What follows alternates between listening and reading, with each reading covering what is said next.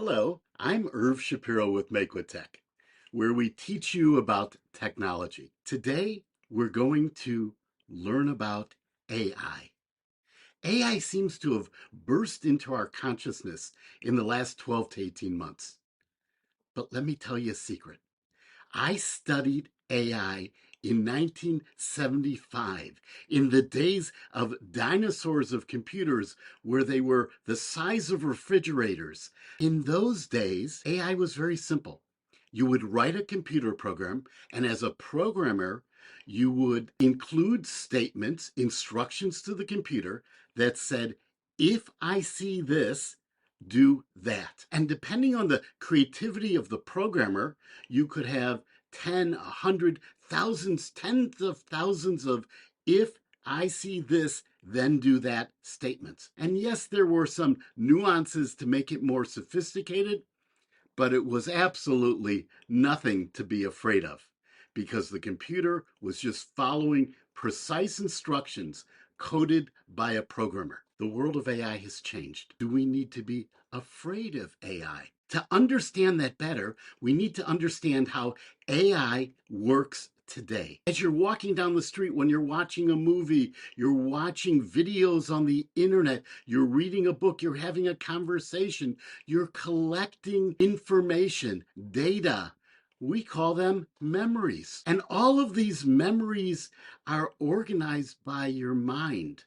The human mind is very, very good at forming connections between different types of memories. And then when someone asks you a question, you see something new, you come up to a red light in your car, your mind, in essence, says, where have I seen this before? And what is the proper behavior at this time? That's how we make decisions. Well, now that computers are very, very fast, have very large memories, they're able to do something similar. So the new AI-based computer systems, they absorb data from lots of places. They basically look at every page on the World Wide Web. They read every book. They watch every movie.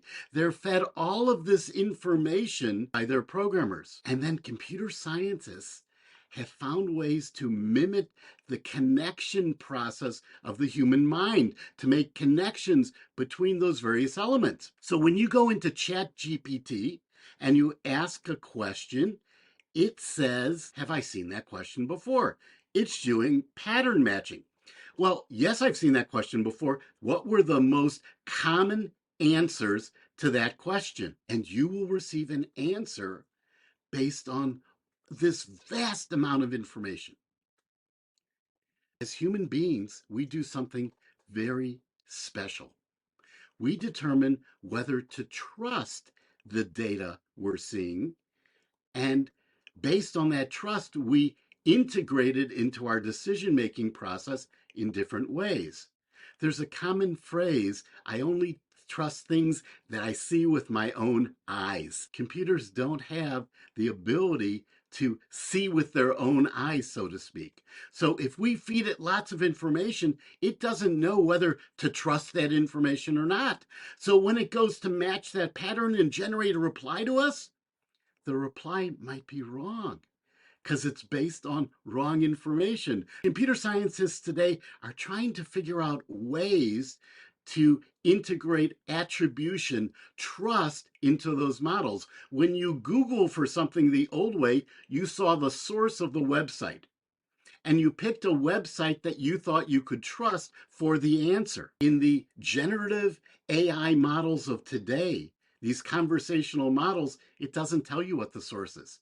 So how do you know whether to trust it? So AI is a wonderful thing. It's going to change our lives. It's going to revolutionize what we do, but we need to put appropriate guardrails, checks and balances in place to make sure that it captures the good of the human thought process and not the bad. Thanks so much for watching this video. I sure hope you enjoyed it. Leave comments below. Leave comments at forum.makewithtech.com, a place you can discuss various videos and topics we talk about. Give me a thumbs up on your YouTube, subscribe to the video.